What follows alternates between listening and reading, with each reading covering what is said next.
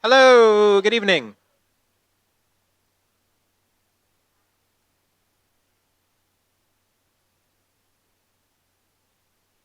Good evening, everyone.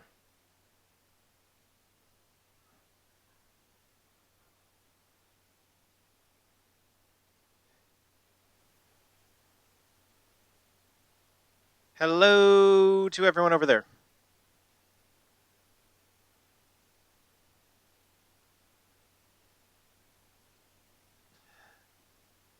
Thanks for joining us. I am Stephen Collins. I'm the CEO of Matter. Welcome to what I think is going to be a really interesting discussion tonight. For those of you who don't spend a whole lot of time here, we are a healthcare incubator and innovation hub. We've been open for about 4.5 years, and we really do three things. We incubate startup companies. We have a portfolio of about 230 now that have collectively raised more than $1 billion to fuel their growth, really working to improve the healthcare, every aspect of the healthcare experience. We work with large corporations and health systems to help with their innovation strategies and help them innovate more effectively and more efficiently. And we are really a nexus for the healthcare community to have interesting conversations, to convene people from across the healthcare ecosystem, to really think about the direction that healthcare is going, the impact of technology, and the impact of trends on kind of the future direction. And tonight, that's what we have in store. Our guest is Tom DeRosa. He's the CEO of Welltower. Well, first, of course, he's on the board of Matter. And he's been on the board of Matter really since, I think since we opened or shortly thereafter, since the very beginning of, since before we opened, he reminds me, since the very beginning of Matter. And then he also happens to be the CEO of Welltower. Welltower is the largest owner of senior living and medical office buildings in the United States. They are really a healthcare services platform that happens to own a bunch of real estate and is therefore able to execute a lot of things on a very large scale.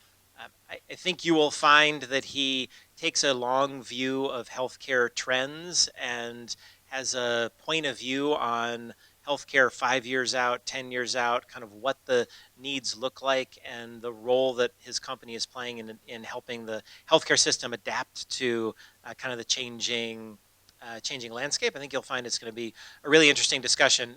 David Johnson is going to be leading the discussion. He is, of course, first and foremost our author in residence at Matter. Also happens to be the CEO of Foresight Health and an author. His first book was Market versus Medicine, which we launched here last year, 2 years ago. Wow, 3 years ago. Okay. His next book, The Customer Revolution in Healthcare, is coming out in September.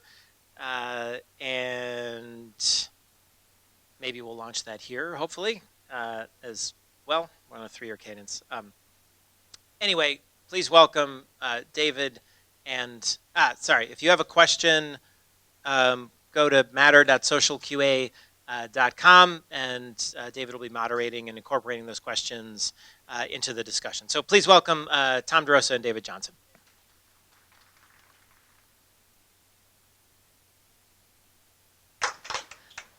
Well, good evening, everybody. Wow, the mic just came on. That was wonderful.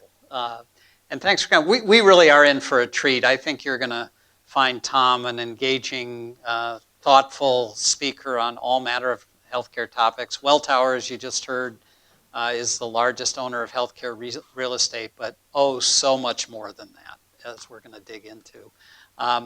So I thought we'd start by getting to know Tom a little bit better. Tom, why don't you tell us about your background and how you happened to end up as the CEO of a healthcare real estate company that does so much more.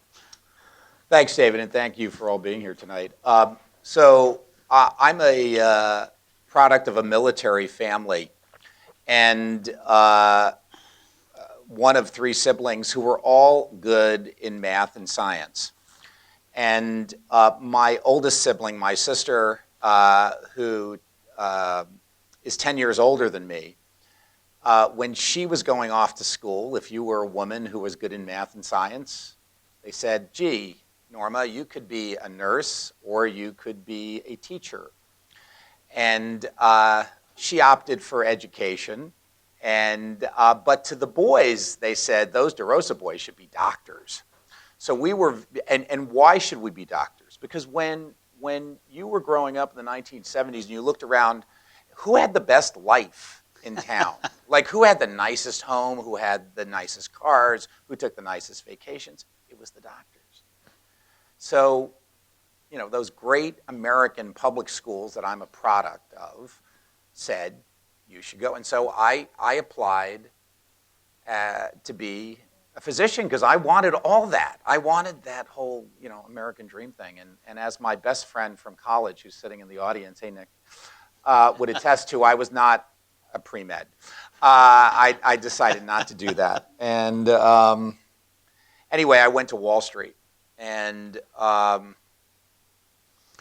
it was on Wall Street that I actually got interested in healthcare. When I came out of business school, I was fortunate to join a very innovative financial firm called Alex. Brown and Sons. And back in the late 80s, early 90s, Alex. Brown was one of a group of 4 financial firms that were known as the Four Horsemen, and they would help finance innovative tech and healthcare companies. That's what they were most known for. And a lot of the most famous tech and healthcare companies came public by firms like Alex. Brown, Montgomery Securities, Hambrick and Quist, and Robertson Stevens. Right. And so I kind of learned healthcare a little bit from covering companies in the healthcare space at Alex. Brown and Sons. And when I showed up there, I was told I was going to back up lots of people covering different healthcare companies. And I said, don't I get my own company to cover? And they said, no, you're an associate. You don't get your own company to cover. And I said, come on, there's got to be somebody that no one wants to cover. And so this vice president goes into a box of cards. Remember those? And he's flipping through and he says, okay, here's one.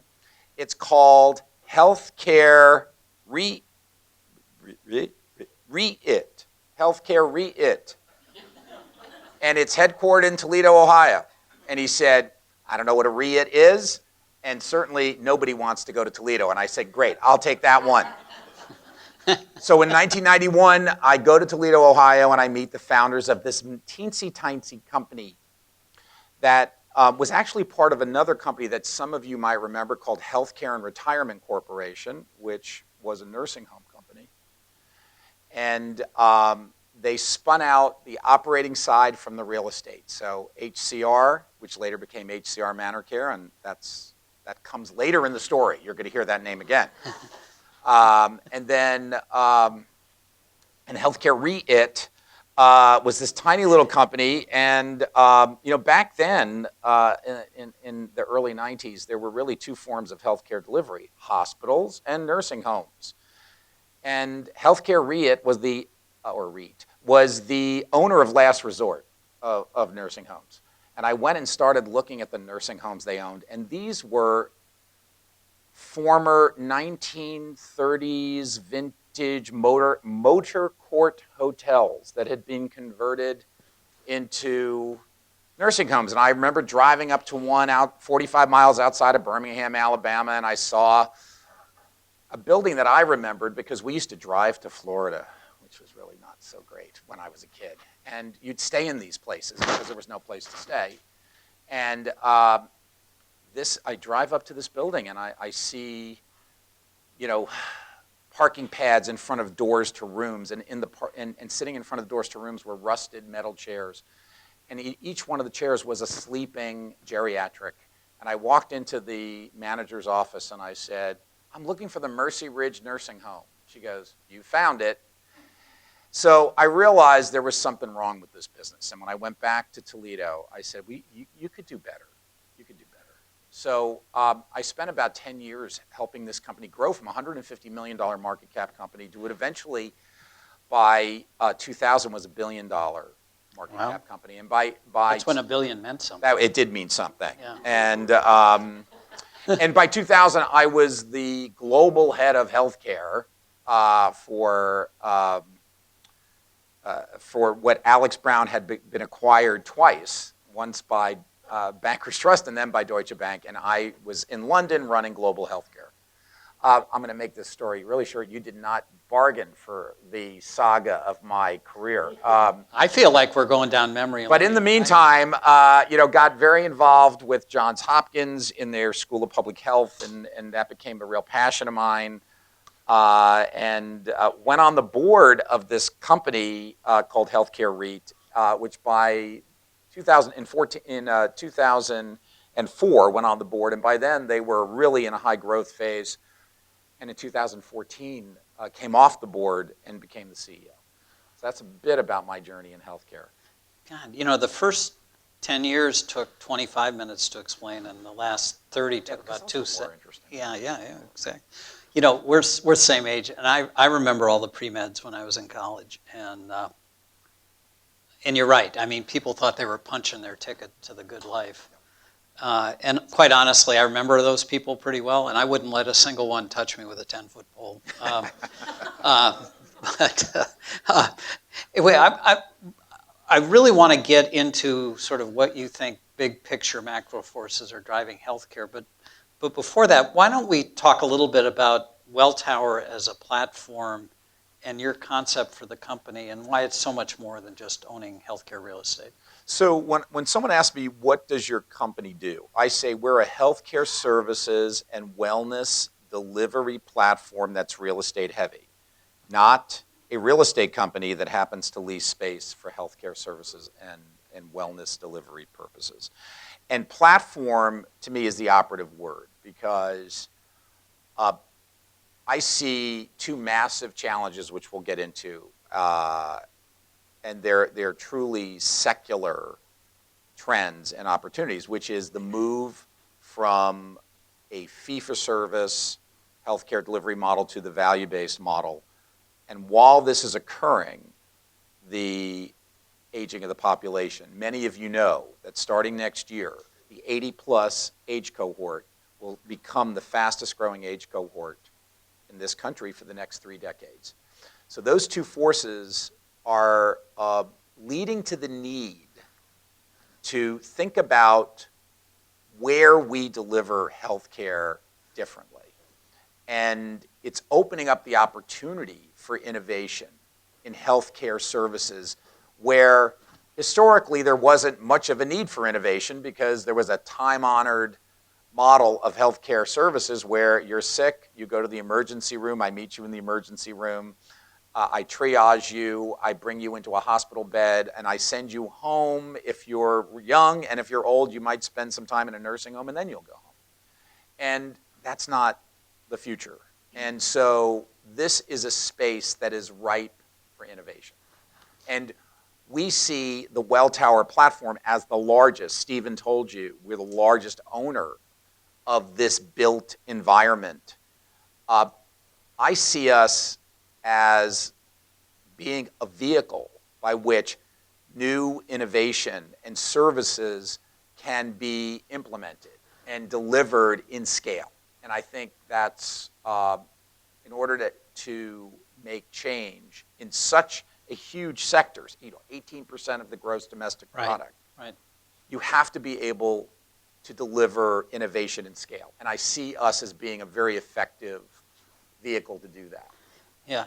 So let's get into the model a little bit. And I happen to have been a soccer player in college. And before last year, by the way, a lot of good soccer going on right now for anybody who's paying attention. I thought you were talking about the Chicago Fire. No. Pretty good. But we are having the Gold Cup final here at Soldier Field on June 7th. But for last year's World Cup, I went back and found a book about soccer called The Numbers Game, which is Moneyball for soccer. And the subtitle was Why Everything You Think You Know About Soccer is Wrong. And there is a point to this story. And one of the things they did after crunching thousands of games, or tens of thousands of games, was they discovered that preventing a goal was worth more than scoring a goal because you can get a 0-0 tie in soccer and there are so few goals scored. And giving up a goal was a catastrophic event often for a team. And I was reading this and thinking, well, defense is more important than offense, which is different than in most sports. And I said, in healthcare, we sort of suffer from the same problem, which is defense is really more important. If you can prevent a surgery, that's better than having the surgery in the best medical center with the best surgeon in the country. And yet we invest in the offense, we don't invest in the defense. And what I find profound, Tom, about some of your thinking is how you're holistically thinking about a living environment combined with holistic medical services delivered with technology and support to really build up that defense, that frontline ability to keep people healthy, active in their homes, and so on. So could you just expound on sort of this whole idea of how we should really think differently about housing, education, healthcare, and health and wellness? Well, it's all about wellness. And it's all about, today, how do we keep people out of the health care system? But remember, for many decades, it was all about, if you were a U.S. nonprofit health system, it was all about trying to capture the high margin cases and put them in your bed and keep them there as many days as you could get away with, or in some cases I'm sorry to sound so negative, but as the patient needed, or you believe they needed.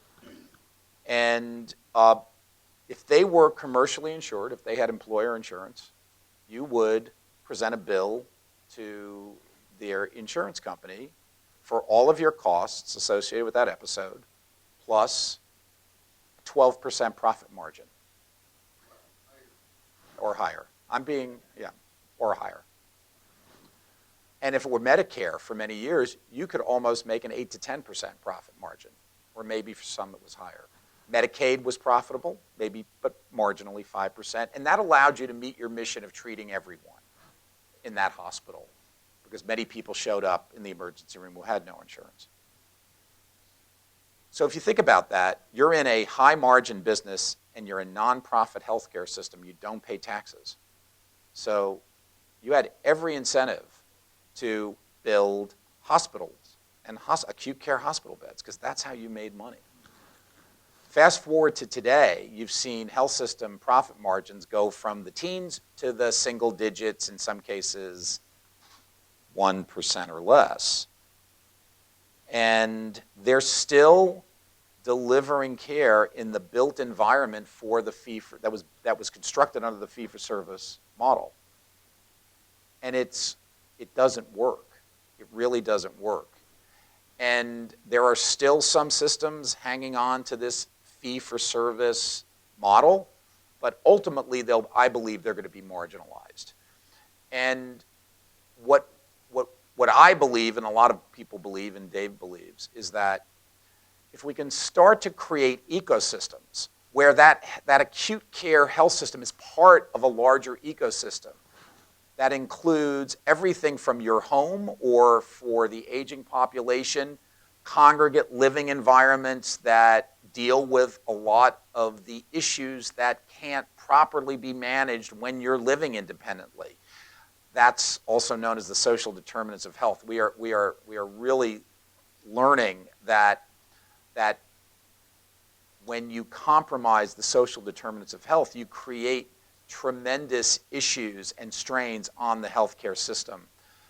So what Welltower believes is when you can create these ecosystems that are models where you take acute care, you include post-acute care, you include home care, you include hospice, you include senior care, and you align payers, whether they be the commercial payers, and we'll talk a little bit later about Medicare Advantage, or Medicare and Medicaid.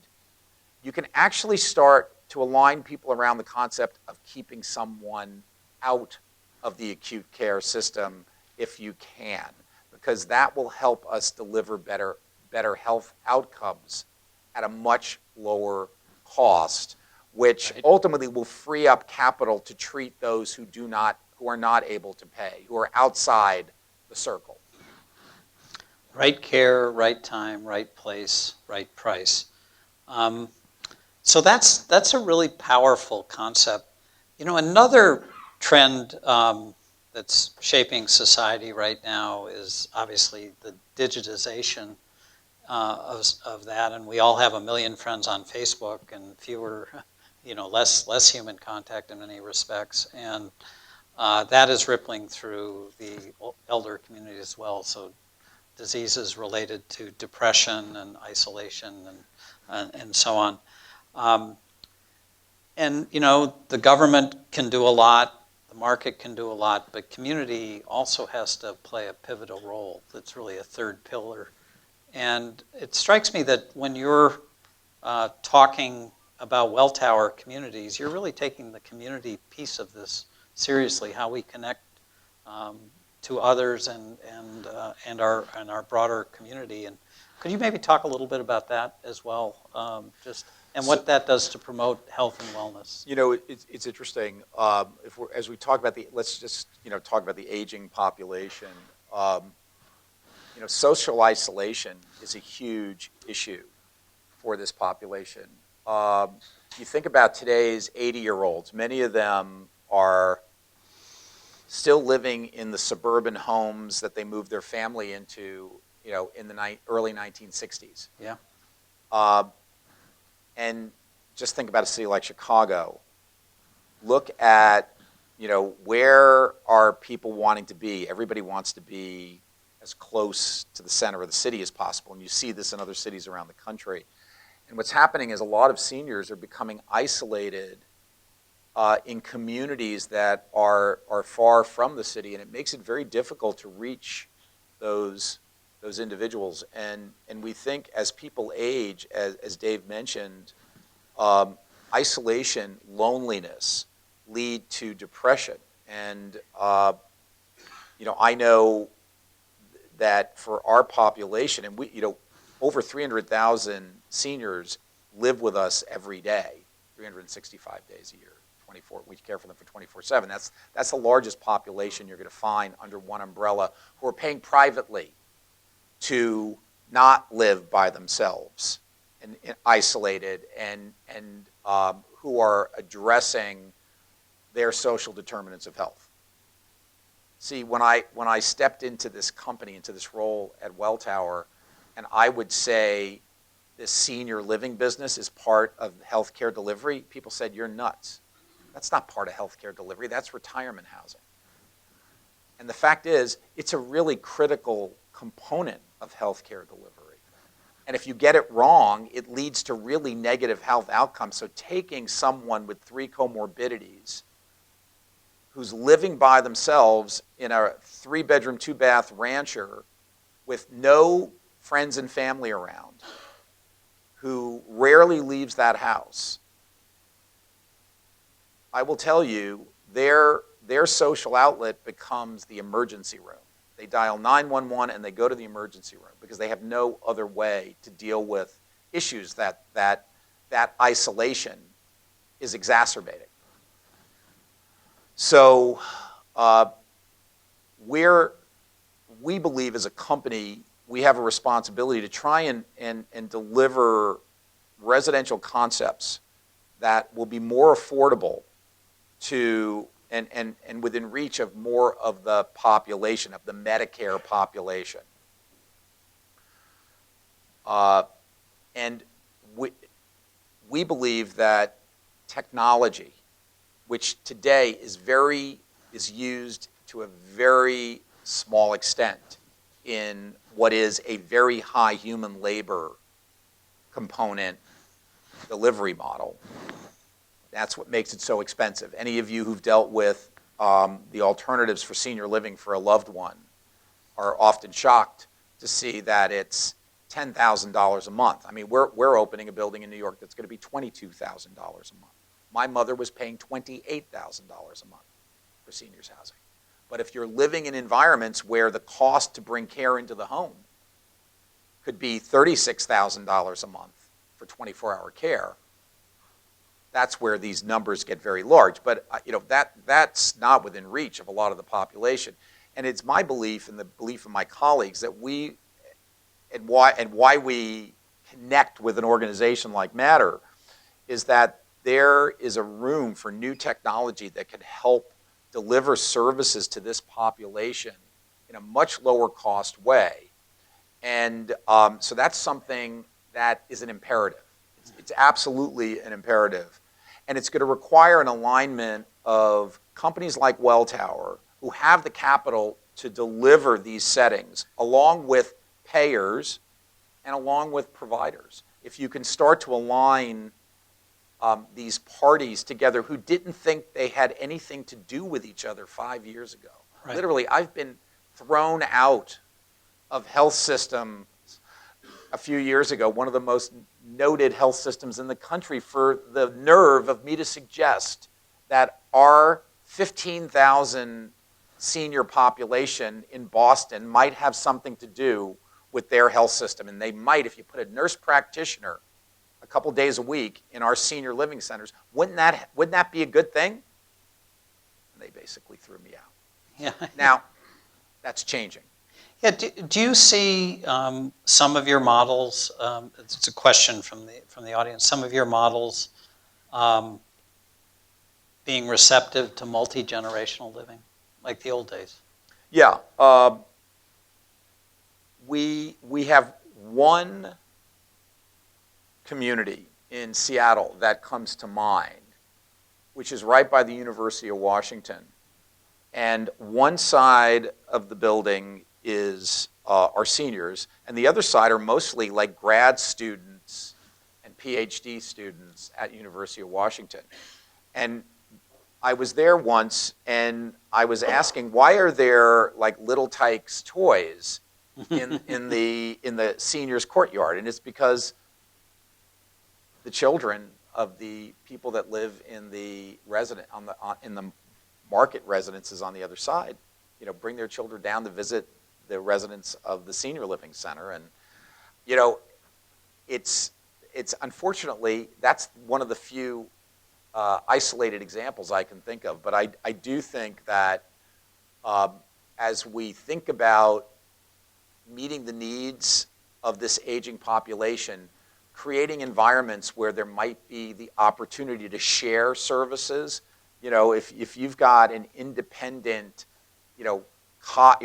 fully cognitive 80-year-old woman living in a community, why can't she earn some extra money by providing some child minding for someone who lives in the I really think there is an opportunity to think completely outside the box on this particular topic. Everybody here familiar with that row of high-rises that used to go along the Dan Ryan? The Taylor homes were the most prominent part. Well, about a month ago, I toured a green field site that used to be the Harold Ickes homes. And on the north is the South Loop, on the west is Chinatown, on the east is McCormick Place, and on the south is the Stevenson. So it's a big piece of property, and the organization that's developing it is the Community Builders, a largest nonprofit in the country doing this type of work. And they're saying, wow, we're going to have ethnic diversity, we're going to have obviously differences in ages, differences in profession. There'll be a mix of market rents and affordable housing, subsidized housing. And how do we put a community like that together? And what role do health and wellness and medical retail play in that? And, I just think your expansive way of thinking about things, if at the end of the day is having healthy communities that bring people together, that promote wellness, there's all kinds of ways for a company like Welltower to participate in this sort of a broader project. And cities are going to have to figure out how to create more communal areas that offer services more inexpensively and expansively. And I know you think a lot about this, so maybe you could just... Yeah, if you want to see an example of this, you just go a little bit north of the border to Canada. We have a business in Quebec where you'll have anywhere from 200 to 800 seniors living in congregate communities. And in the province of Quebec, 20% of people 75 plus live in congregate housing. Now, that is dramatically more than you'd see in the United States. And what happens in Quebec? Well, let's think about that. You've got the provider and the payer are completely aligned in Canada because they're the same. It's the government. Oh, Canada. Okay, exactly. And the municipality gives a slight tax incentive to people who are still living in their 3-bedroom, 2-bath home to move into these communities. Now, these are not expensive communities. 2,000 Canadian is the average rent. These are basically, there's no health care being delivered in our community there by us. There's food, so the residents are entitled for that 2,000 Canadian 1 meal a day. But if they want to opt in, they can eat all their meals in the dining room. But what it enables is the Canadian health system to actually reach this population very efficiently. So think about the notion that giving flu shots to 800 seniors in September, you have a chance of that population having enough time to develop the antibodies to that flu strain so they don't get the flu in December.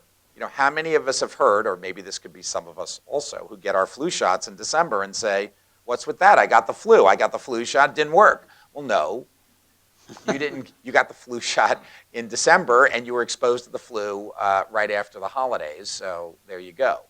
But Canada has realized when you can start to bring this population together and you get all the benefits that we've been talking about here this evening around the social determinants of health, you can also deliver healthcare services very efficiently to this population, and you can do it for not a lot of money. And what got in 10 years got 10% of the population living in congregate housing to 20% was what I call a very effective use of nudge theory. The Quebec government will give you these residents about a 100 Canadian monthly tax break if they move into congregate housing. Now, that doesn't sound like much, but for people who are in their 80s on a fixed income, it's a lot. It's a lot of money. And it changes behaviors. So, yes, it's easier to align the parties, obviously, in Canada, but we believe in the United States, and this is something that Welltower is very engaged with, is bringing the payers and the providers, and in many cases now we're starting to see they can be the same entity. Welltower has a joint venture with the ProMedica health system in Northwest Ohio, and they are a fully vertically integrated health system. They have acute care, and they now have, because of the joint venture with Welltower, they have post-acute care, they have memory care, they have other senior living, they have home care, they have hospice, and they have a payer. And this is a health system that is in a region of the country that's quite difficult because Toledo, which is their hub, has a very high unemployment, a high poverty rate, and lots of crime, and is one of the main opioid centers in this country, and it's unfortunate. But ProMedica has responded differently. For example, ProMedica was the first health system to develop food pharmacies. Toledo is replete with food deserts, so people who have number of issues where they need to eat fresh foods, fresh fruits and vegetables, and good quality proteins, who don't have access to that because it's such an economically blighted city, now have the ability to have a prescription written by their physician to go into the ProMedica food pharmacies, and actually they're seeing tremendous benefits of significantly improving the nutritional intake of this population. Yeah, that was a wide-ranging answer, Tom, but I think you're giving the audience a feel for the ability to think more holistically about housing, about diet, about wellness, about reducing isolation, the things. And one question that's really popping up to the top of the charts here relates to the increasing levels of dementia in the elderly population, and a really, as my friends in New England would say, a wicked problem, right? And yes. So as an owner and in some cases operator of these types of facilities that deal with the senior population, how do you think about dementia care and sort of integrating that population within the broader senior population? And the only thing I might add to it more as a comment is that some of the research that's coming out now is saying that dementia, the most effective cures for dementia, often are dealing with social determinants of health, particularly in early stages.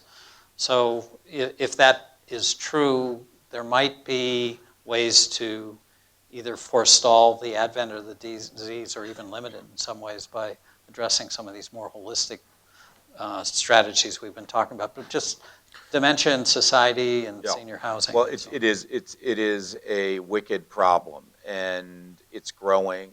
And as everyone here knows, there's no effective drug therapy or surgical intervention that is going to reverse the course of dementia. And we still don't know why some people get it and some people don't. It's believed that we all develop the disease at 85, and for some people, it stays in a very nascent state, and for some people, it advances into advances into a condition that is commonly known as Alzheimer's disease. I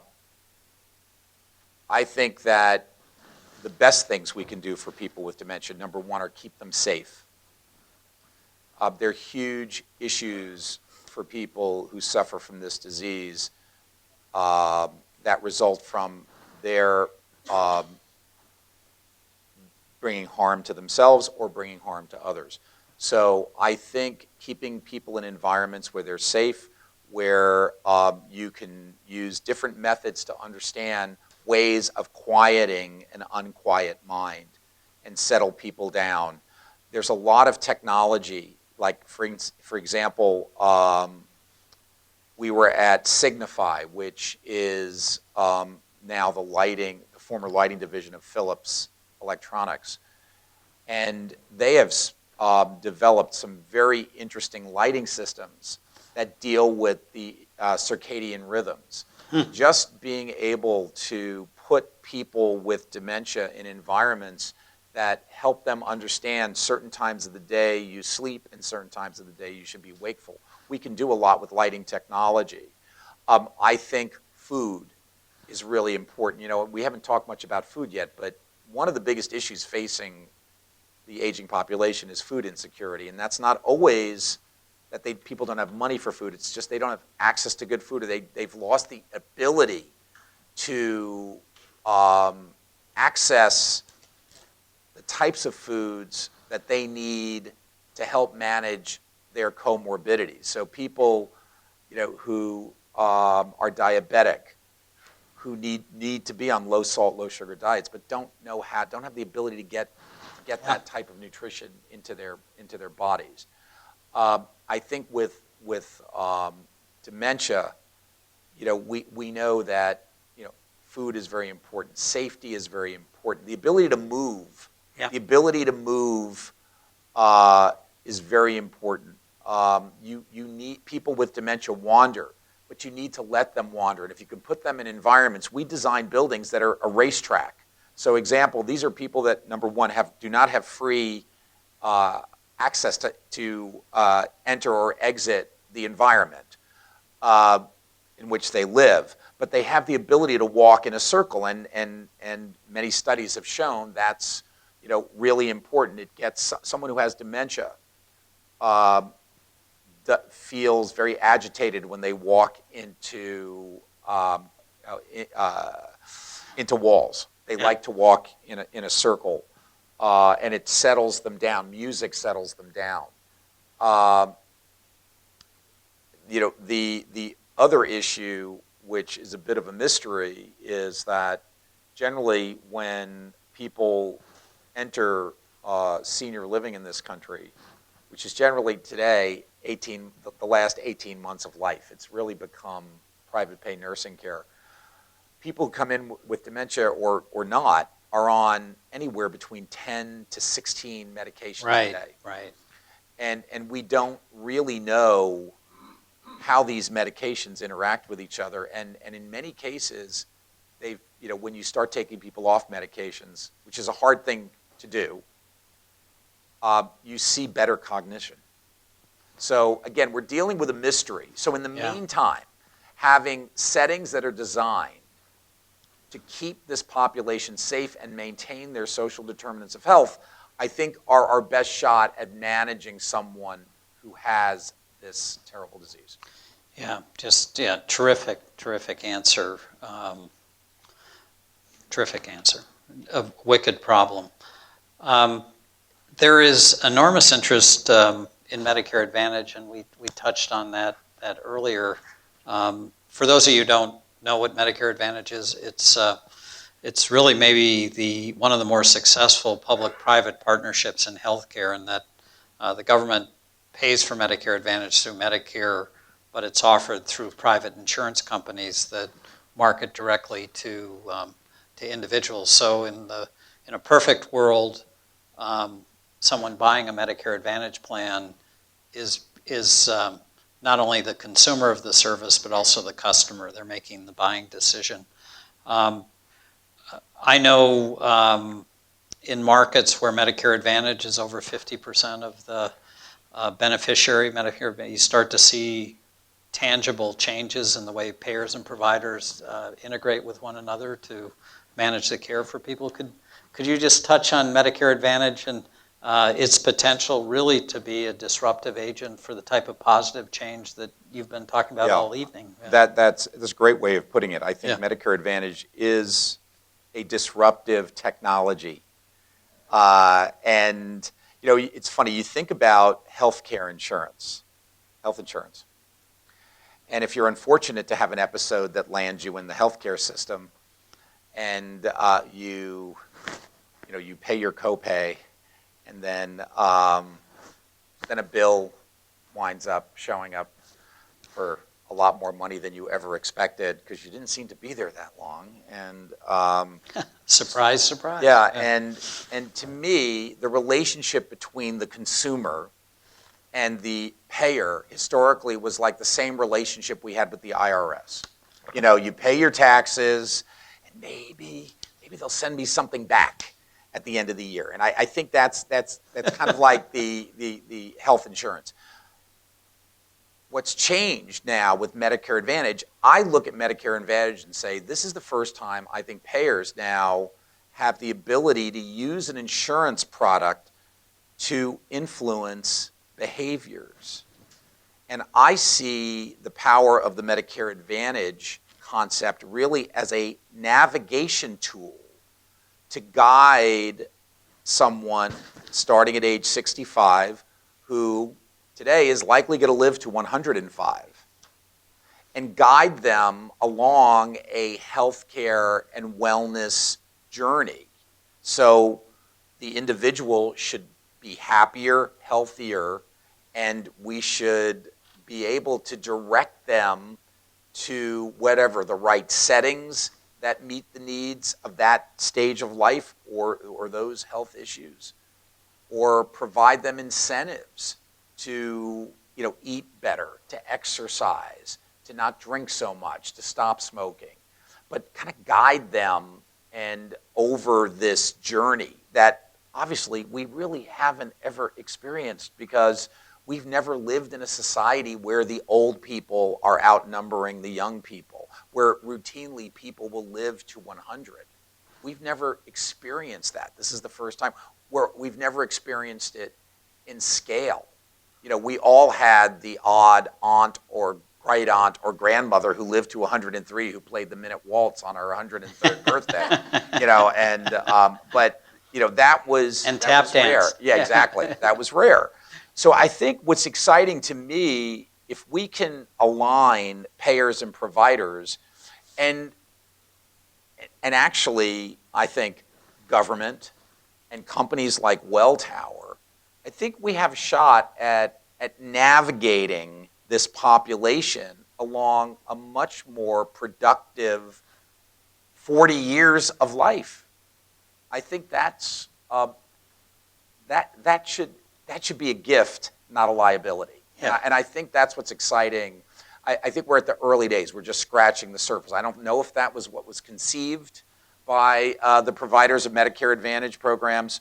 I can tell you, though, we're seeing, some different initiatives coming out of the payers, and again, in conjunction with what's happening in Washington. Well, and just Matter is a place where innovation occurs, and one of the companies that speaks here quite a bit in some form or another is Oak Street.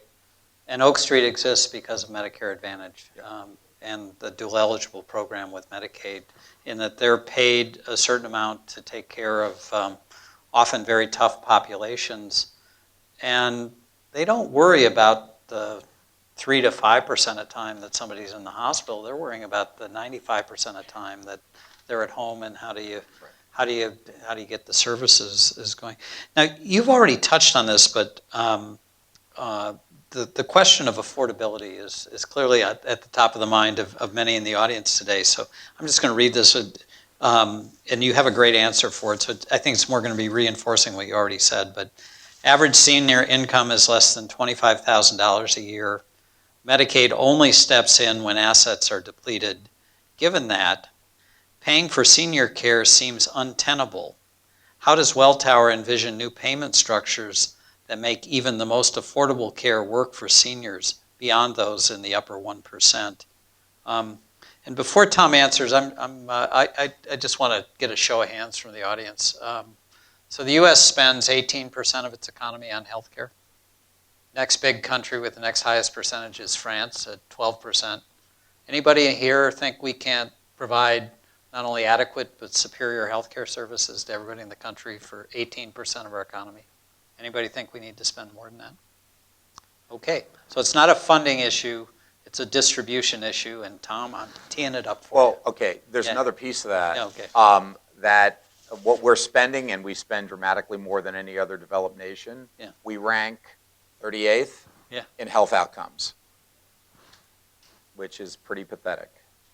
And where we... Sounds like we need a revolution. Yeah, exactly. Where we don't show up is on social spend. So we're spending a lot of money on healthcare, and we spend very little in terms of social programs. And so there's an issue there. The other thing I fundamentally have an issue with is, if you are on Medicaid, which means you're destitute, you not only get your health care covered, but you have access to housing, you have access to food. That is where our state governments provide, safety net. The safety net and the social determinants of health. But what about the millions of seniors who were either born here or immigrated to this country and built a life here? Played by the rules. They played by the rules. They worked, they put money away, they educated their children, they worked, maybe they worked until they're 65, or maybe they were not able to work until they were 65 because the business they were in changed or the industry changed and there wasn't really need for what they did anymore. But this is, when I always say, when people say, make America great, this is what made America great. With this population of people, whether they were born here, whether they emigrated to this country, they built lives and they built community.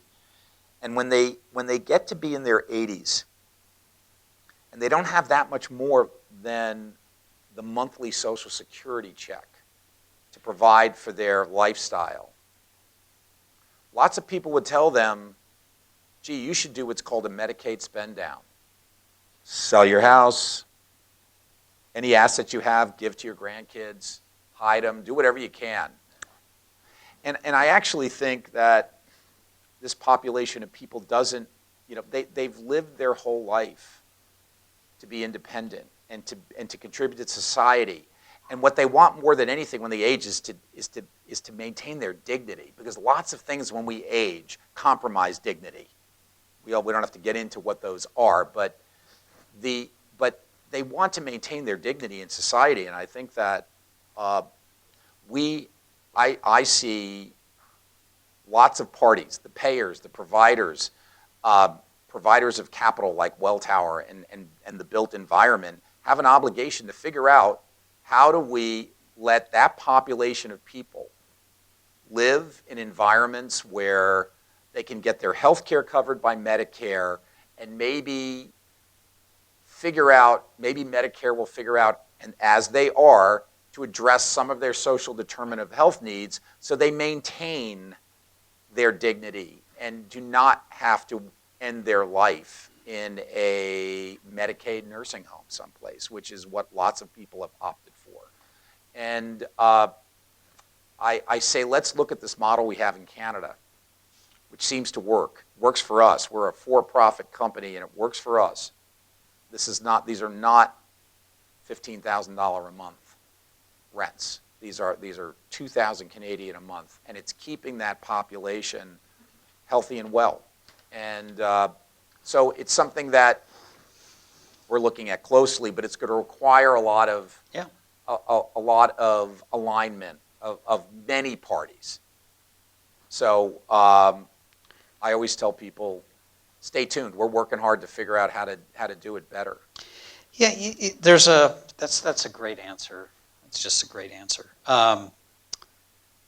There are a lot of people that are interested in the tension between the acute and the post-acute, and they've historically operated in fragmented worlds, and the transitions of care have been terrible, and particularly in the post-acute world, it really governed by reimbursement. The average length of stay in a SNF is 21 days because that's when payment optimizes. Yes. Human beings don't just magically get better at 21 days, but a surprising number get discharged. So as you're talking about alignment, and I think this is broadly, it's acute, post-acute, payers, suppliers, device.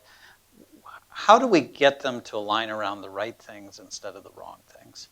Well, that's a hard question, Dave. Yeah. But that's why you're up here. Yeah. What I would say is that the skilled nursing industry became, which came into being to take people out of acute care hospital beds and put them, who no longer needed to be in an acute care hospital, and put them in settings where they could, after a hospitalization, be given the services that would enable them to go home and once again resume their life. I'm not quite sure how it happened. There are lots of forces at play here that turned skilled nursing, put a bullseye on the skilled nursing industry. At the end of the day, when I go talk to health system CEOs, they'll always say to us, we need a viable skilled nursing option. And I think it requires the acute care providers, CMS, and the post-acute providers kind of figuring out that there should be an incentive to move people into these lower cost settings. Yeah, we're all in it together. And if we're going to force people out of these lower cost settings back into homes that are not equipped to meet the needs of that individual on the 22nd day, because that's when the reimbursement stops, and they bounce back into the acute care bed, that's not necessarily a problem of the acute care hospital who gets penalized for that. It's really a government. It's really a CMS problem, I think. Yeah. And I think that needs some fresh thinking, and I think fresh capital needs to be able to flow into the post-acute care sector. And I think that for a variety of reasons, we don't have time to get into it, but boy, you'll get me on my soapbox about what happened to the skilled nursing industry in this country.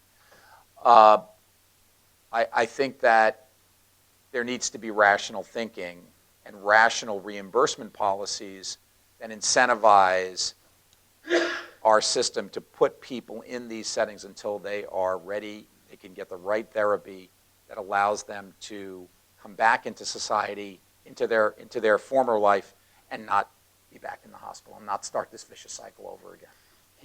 Yeah. Well, it kind of gets to the holistic model you've been talking about.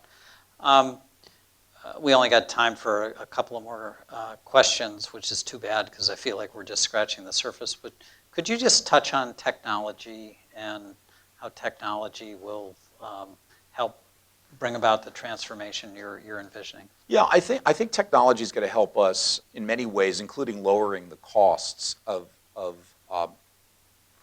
delivering health and wellness services. And this is a business where technology is not really used, at least in the provision of care. We've seen very little use of technology in the provision of care. Although I have seen how robotic seals can really help calm someone with Alzheimer's. Yeah. And I've held one of those robotic seals, and they're really compelling. And you know why they're seals? Because lots of people who have dementia may have been afraid of dogs when they were cognitive, or may have had an allergy to cats. So if you had a robotic cat or robotic dog, it may give you the opposite of the desired response. But no, everybody likes baby seals. So, and that's one of the few areas where if you need a friend, get a seal. Get a seal. Yeah. So that's one of the areas. But I say that because this is still a business. The reason the costs are so high, I always say it's a hand-on-a-hand business. It's a high human touch business. Yeah. And we have to figure out ways. We have to use technology. And what I said to a group that was here earlier today, this is what's so exciting to be talking to people here at Matter, because this is an innovation hub. And this is a sector where there wasn't really much interest in innovation for decades. But now this movement to value-based healthcare and the aging of the population is demanding innovation, demanding new ideas. And I'd like to think that Welltower, the Welltower platform, can help evaluate and actualize innovation at scale. And so, I think this is a very interesting time to be in this space. Yeah, well, good. And encouragement to all of you out there, fighting the good fight to bring about better outcomes, lower cost, and better customer experience. So I've used this system a lot, and I got to say, this is the most insightful question that anybody's ever suggested, at least on one of these sessions. And so, Tom, we're going to end with this question. I wish I could recognize whoever asked it, but we know your sister became a teacher, and you became an investment banker, what every parent dreams of. Did your brother become a doctor? Yes, but a PhD, not a medical doctor. Well, there is a doctor in the family, yes. Well, Tom, really, I can't thank you enough on behalf of Matter and our community. I hope the audience agrees with me. It's just been a terrific platform, and thank you. Really appreciate your time. Thank you. Yeah, hey, that was great.